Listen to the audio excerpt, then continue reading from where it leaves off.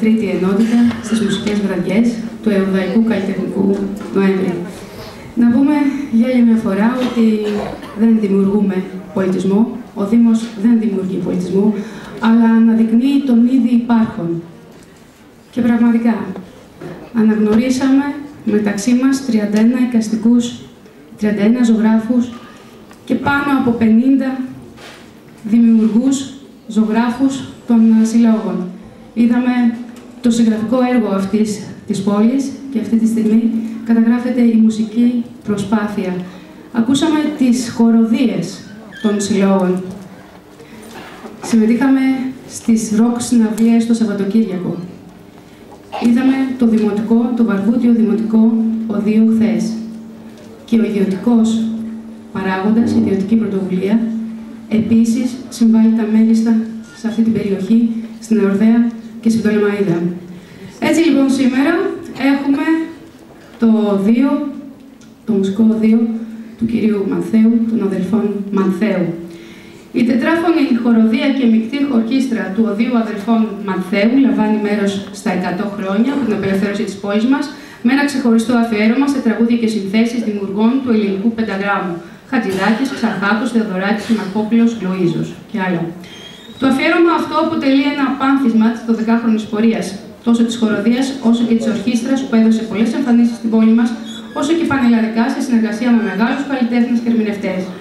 Αξίζει να σημειωθεί η συνεργασία με τους Ροζ Ντέιλι, Γρηγορίου Ουρφανουδάκη, Αρετή και Τιμέ κλπ. Όσο και η συμμετοχή στα φεστιβάλ και στις πολιτιστικές εκδηλώσεις Άργους, Ναυπλίου, Καστοριάς, Σιάτιστας, Κοζάνης, Ιωαννίνων, Αλεξανδρούπολης και άλλων πόλεων. Τη φετινή χρονιά ετοιμάζει ένα ξεχωριστό αφιέρωμα στα τραγούδια του αείμνηστου μουσικοσυνθέτη Σταύρο Κουγιουμζή, σε συνεργασία με τη χοροδία Αγίου Ιωάννου Χρυσοστόμου Θεσσαλονίκης και το μαέστρο της κ. Χρυσόστομου Σταμουλή. Ένα δείγμα αυτής της συνεργασίας θα παρουσιάσει η χοροδία και η ορχήστρα του Οδείου Μανθέου στα φετινά ελευθέρια της πόλης μας. Τη χοροδία και η ορχήστρα διευθύνει ο καλλιτεχνικός διευθυντής του Οδείου Νίκος Μανθέου. Να πούμε και δύο κουβέντες για τον κύριο Μανθέου, ο οποίος πραγματικά συνέβαλε σε αυτή την προσπάθεια και τον ευχαριστούμε ιδιαίτερα. Όπως επίσης ευχαριστούμε και τα παιδιά, όλα τα παιδιά, τους μαθητές του Οδείου, που σήμερα θα δείξουν τον καλύτερό τους σε αυτό. Ο Νίκος Μανθέου λοιπόν γεννήθηκε το 1970 στην Καστοριά, με σπουδές στο Οδείο Βορείου Ελλάδος, Μακεδονικό Οδείο, Οδείο Σκαλκότα Αθηνών, λαμβάνει το δίπλωμα στην κλασική κιθάρα και στη βυζαντινή μουσική, όσο και τα πτυχία ανώτερων θεωρητικών, οδικής, αρμονίας, αντίστοιξης, φυγής, ενοργάνωσης και σύνθεσης. Οι αναζητήσεις του στρέφονται και στα παραδοσιακά όργανα. Η μαθητεία του σε σημαντικούς δασκάλους της Κωνσταντινούπολης, στο ούτι και την πολίτικη λύρα, αποτέλεσε το σημαντικότερο στάδιο για την καθιέρωσή του ως σολίστα στα παραπάνω όργανα. Το 1992 ιδρύει το σύνολο παραδοσιακής μουσικής, Ιδιόμελο, με τον αδερφό του Γιώργο, με τον οποίο εμφανίζονται σε μεγάλες μουσικές σκηνές στην Ελλάδα και στο εξωτερικό, ενώ πραγματοποιούν 3 προσωπικούς δίσκους, αποσπώντας θετικές κριτικές από το μουσικό κοινό. Έχει συμμετάσχει ως ψάλτης, σολίστ κλασικής κιθάρας και παραδοσιακών οργάνων σε πολλές ραδιοφωνικές και τηλεοπτικές εκπομπές, ενώ διακονεί διάφορα αναλόγια εκκλησιών της Μακεδονίας. Από το 1995 είναι μέλος της ελληνικής βυζαντινής χοροδίας υπό τη διεύθυνση του χωράρχη κ. Αγγελόπουλου, δίνοντας συναυλίες στην Ελλάδα και στο εξωτερικό. Από το 2002 έχει ιδρύσει το Οδείο Αδελφών Μανθέου Πτολεμαΐδας, το οποίο είναι αναγνωρισμένο από το κράτος. Στο Οδείο διδάσκει κλασική κιθάρα, νότερα θεωρητικά, βυζαντινή μουσική, λαϊκά και παραδοσιακά όργανα. Είναι αναγνωρισμένος καλλιτεχνικός διευθυντής από το Υπουργείο Πολιτισμού, βάσει της δεκαετούς και πλέον διδακτικής εμπειρίας του, καθώς και καθηγητής κλασικής κιθάρας, ανώτερων θεωρητικών, βυζαντινής μουσικής και παραδοσιακών οργάνων. Από το 2010 είναι υποψήφιος διδάκτορ της Θεολογικής Σχολής του Απιθύτα. Δήμαρχε, μια κουβέντα. Λοιπόν, να φωνάξουμε τον Νίκο.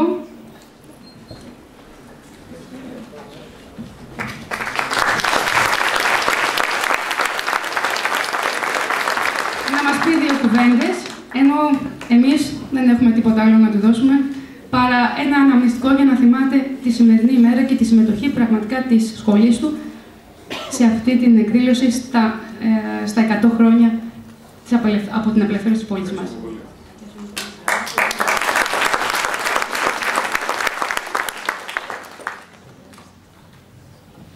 Εγώ δεν θα μιλήσω με πολλά λόγια. Σας ευχαριστώ πάρα πολύ για την παρουσία σας σήμερα. Νομίζω ότι οι θεσμοί αυτοί πρέπει να αξιοποιούνται από όλους μας. Με μεγάλη ευχαρίστηση δεχτήκαμε την πρόσκληση για τη συμμετοχή στα 100 χρόνια της ΕΟΡΔΕΑΣ και σίγουρα σε αυτή την γιορτή θέλουμε να σας αποδείξουμε όσο μας αναγνωρίζετε κι εσείς και θα σας τιμούμε κι εμείς συνεχώς σε κάθε σας πρόσκληση.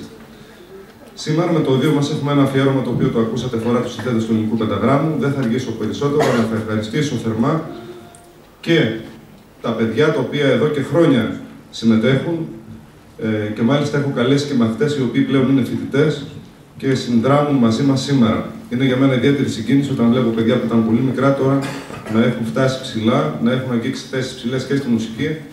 Και αυτό μας δίνει ιδιαίτερη παρηγοριά στις δύσκολες μέρες που περνούμε. Ένα τελευταίο το οποίο θα τονίσω και το οποίο σκέφτηκα να το πω είναι ότι εμείς πολεμούμε την κρίση και μέσω του πολιτισμού. Θέλουμε να αναδείξουμε στους πολιτικούς μας αλλά και στους εταίρους μας ότι η Ελλάδα μπορεί να αξιοποιήσει τον πολιτισμό της. Είναι ένα πράγμα το οποίο δεν το ακούσαμε και εμείς θα φροντίσουμε συνέχεια να το αξιοποιούμε. Χρειάζεται όμως παρότρινση και από εσάς και στα παιδιά σας αλλά και από εμάς τους δασκάλους σε αυτά. Τα παιδιά έχουν τον πρώτο λόγο και το μέλλον τους και θα αξίζει να τους το δώσουμε απλόχερα. Καλή ακρόαση και ξεκινάμε.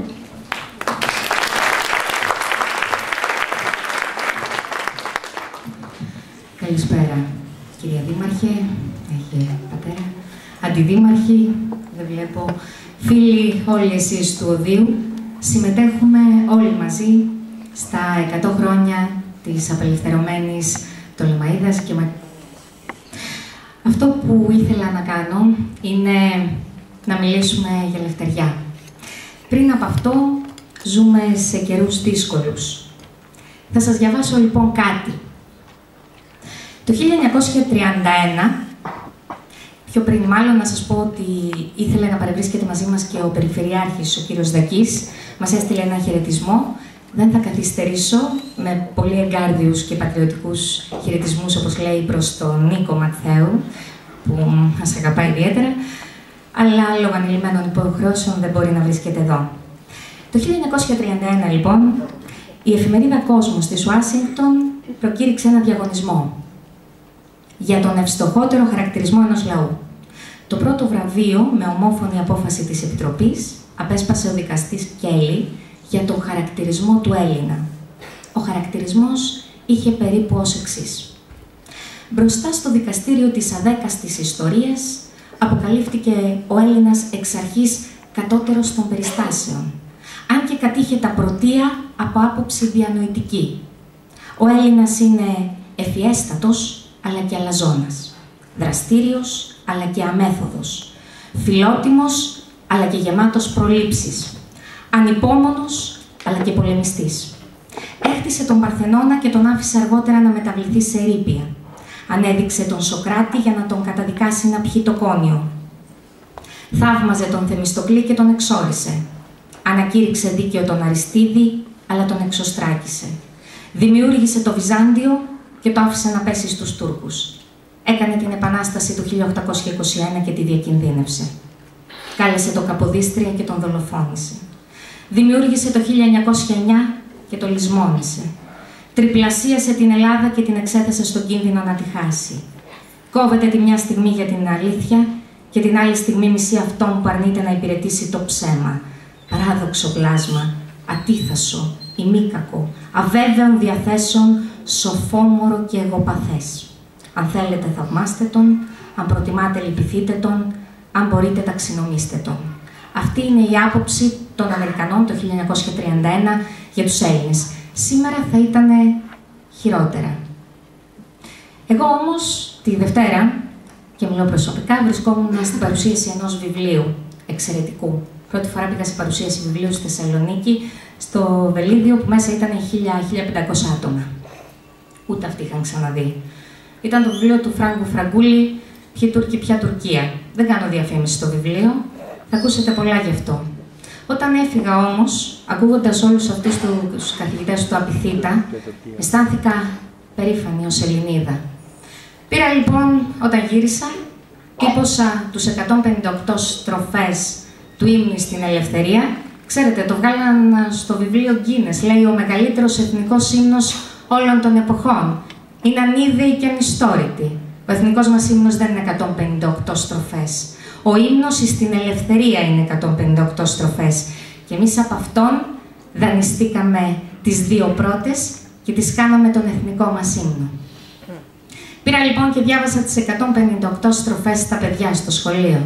Μου είπε μια συναδέλφισσα, ίσως ήταν η πρώτη και η τελευταία φορά που ακούσαν αυτά τα παιδιά τον ύμνο στην ελευθερία. Θα σας διαβάσω λίγες στροφές από την αρχή και λίγες από το τέλος και είναι σαν να γράφτηκαν τώρα. Με τα ρούχα ματωμένα, ξέρω ότι έβγαινες κρυφά να γυρεύεις στα ξέναλα χέρια δυνατά. Μοναχή τον δρόμο επήρες, εξανάλθες μοναχή. Δεν είναι εύκολες οι θύρες, εάν οι χρήατες κουρταλεί. Άλλος σου έκλαψε εις τα στήθια, αλλά να σας καμιά. Άλλος σου έταξε βοήθεια και σε γέλασε φρικτά. Άλλοι ο ημές τη συμφορά σου όπου εχαίροντο πολύ. Σύρε να βρεις τα παιδιά σου, σύρε λέγαν οι σκληροί. Φεύγει ο πίσω το ποδάρι και ολοκλήγορο πατεί, ή την πέτρα ή το χορτάρι που τη δόξα σου ενθυμεί. Ταπεινότατη σου γέρνει τρισάθλια κεφαλή, σαν πτωχού που θυροδέρνει κι είναι βάρος του η ζωή. Ναι, αλλά τώρα αντιπαλεύει κάθε τέκνο σου μορμή, που ακατάπαυστα γυρεύει ή τη νίκη ή τη θανή. Και συνεχίζει. Τι θα κάμετε, θα αφήστε να αποκτήσομεν εμείς λευτερία ή θα τη λύστε εξαιτίας πολιτικής. Τούτο αν ίσως μελετάτε, ιδούς εμπρός σας στο σταυρό. Βασιλείς, ελάτε, ελάτε και κτυπήστε και εδώ. Σας ευχαριστώ πολύ και άφησα τον Διονύσιο Σολομό να μιλήσει για την ελευθερία, για τα ελευθέρια και την απελευθέρωση. Εμείς εδώ θα σας διασκεδάσουμε και θα σας συγκινήσουμε με τραγούδια για την ειρήνη και τραγούδια που τα ξέρετε καλά και θα τα τραγουδήσετε με τα παιδιά. Σας ευχαριστούμε πολύ. Πάντα ελεύθεροι.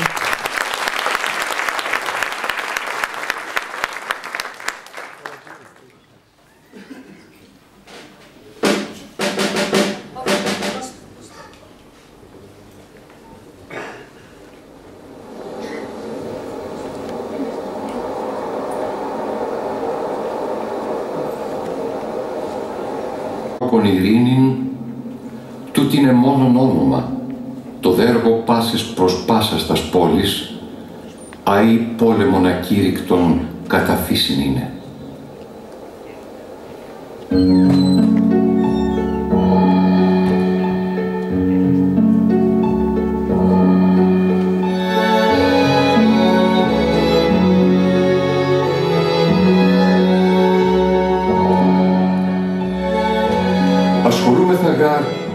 Σχολάζομεν και πολεμούμεν ειν ειρήνηνα Θεόν η όλην πονέχουσιν, εήγαρ τι έριστε θύλη, πολεμείτε μάχετε.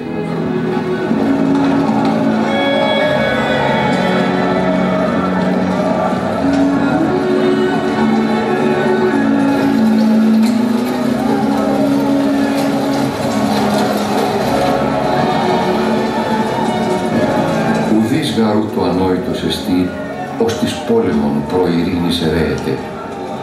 Εν μεν γαρτί, οι πέδες τους πατέρας θάπτουσι, εν δετό, οι πατέρες τους πέδας.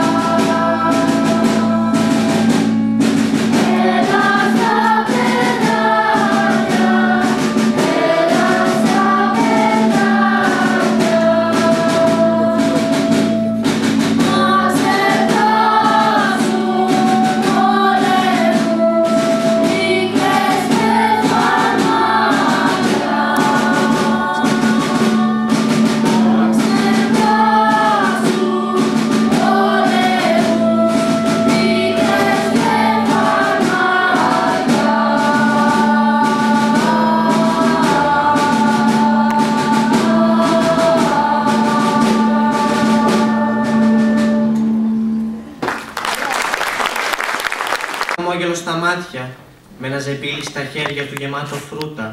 Οι σταγόνες του υδρότα στο μέτωπό του είναι όπως οι σταγόνες του σταμνιού που παγώνει το νερό στο παράθυρο. Είναι η ειρήνη. Η ειρήνη είναι η μυρωδιά του φαγητού το βράδυ, τότε που το σταμάτημα του αυτοκινήτου στο δρόμο δεν είναι φόβος, τότε που το χτύπημα στην πόρτα σημαίνει φίλος και το άνοιγμα του παραθύρου κάθε ώρα σημαίνει ουρανός, γιορτάζοντας τα μάτια μας με τις μακρινές καμπάνες των χρωμάτων του. Είναι η ειρήνη. Η ειρήνη είναι ένα ποτήρι ζεστό γάλα και ένα βιβλίο μπροστά στο παιδί που ξυπνάει, τότε που τα στάχια γέρουν το ένα στο άλλο λέγοντας «Το φως! Το φως!» και ξεχυλάει η στεφανή του ορίζοντος φως. Είναι η ειρήνη.